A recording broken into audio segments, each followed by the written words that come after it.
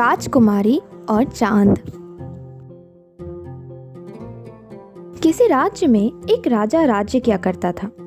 उसकी एक छोटी सी बेटी थी जो बहुत ही प्यारी और मासूम थी। वह हर रात अपने कमरे की खिड़की खोलकर आसमान में निकले चांद को ताकती रहती थी। एक दिन उसने राजा यानी अपने पिता से कहा कि पिताजी, मुझे चांद चाहिए, मुझे चांद ला कर दो, मुझे उसके साथ खेलना है।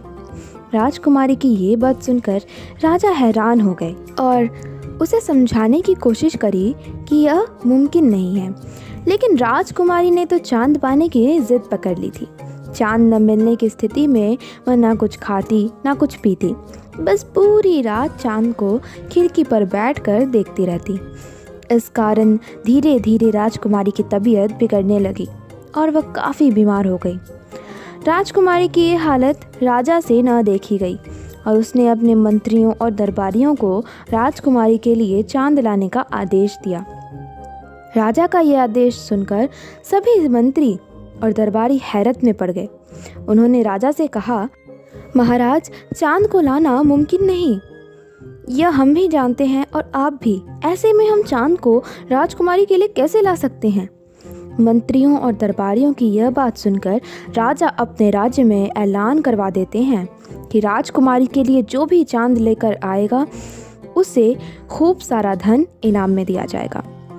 जब राजा के इस ऐलान के बारे में एक व्यापारी को पता चला तो उसने राजा का दुख देखा नहीं गया। वह फौरन राजा से मिलने पहुंच गया। व्यापारी ने राजा से कहा, महाराज, मैं राजकुमारी को चांद लाकर दे सकता हूँ, लेकिन उससे पहले मुझे जानना होगा कि राजकुमारी को कितना बड़ा चांद चाहिए। ये कहकर व्यापारी ने राजकुमारी से मिलने की इच्छा जाहिर की। राजा भी व्यापारी की बात मान लेते हैं और उसे राजकुमारी के पास ले जाते हैं। राजकुमारी के पास पहुंचकर व्यापारी राजकुमारी से पूछता है कि चांद कितना बड़ा है। व्यापारी के सवाल का जवाब देते हुए राजकुमारी कहती है, चांद मेरे अंगूठे के नाखून के आकार का है, क्योंकि जब भी मैं चांद के सामने अपना अंगूठा रखती हूँ वह मुझे दिखाई नहीं देता। इसके बाद व्यापारी पूछता है कि चांद कितना ऊंचा है, तो राजकुमारी कहती है, शायद पेड़ से थोड़ा ऊंचा है, क्योंकि वह हमेशा महल के बाहर लगे पेड़ के ऊपर ही नज़र आता है। अंत में व्यापारी पूछता है, अच्छा राजकुमारी, चांद दिखता कैसा है? इस पर राजकुमारी जवाब देती है कि चांद चमकीला है, चांदी की तरह सफ़ेद दिखाई देता है। राजकुमारी से सभी बातें सुनकर व्यापारी हंसते हुए खड़ा हो जाता है और राजकुमारी से कहता है कि कल ही मैं पेड़ पर चढ़कर उस चांद को तोड़ लाऊंगा। इतना कहकर व्यापारी राजा के पास जाता है और अपनी योजना उन्हें बताता है। राजा को व्यापारी की योजना पसंद आती है।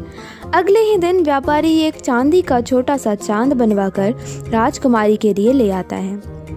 राजकुमारी उस चांदी के चांद को देखकर बहुत खुश हो जाती है और उसके साथ खेलने लगती है।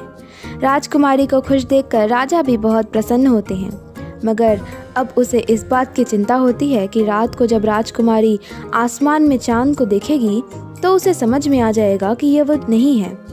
इस बात को राजा व्यापारी के सामने रखता है। राजा की बात सुनकर व्यापारी कहता है कि मैं आपकी इस परेशानी को भी अभी हल कर देता हूँ। व्यापारी राजकुमार के पास जाता है और उसे बड़े प्यार से पूछता है कि राजकुमारी, आप यह बताइए, जब किसी का दांत टूट जाता है तो क्या होता है? व्यापारी के इस सवाल का राजकुमारी बड़ी मासूमियत से जवाब देती है कि उसका नया दांत निकल आता है।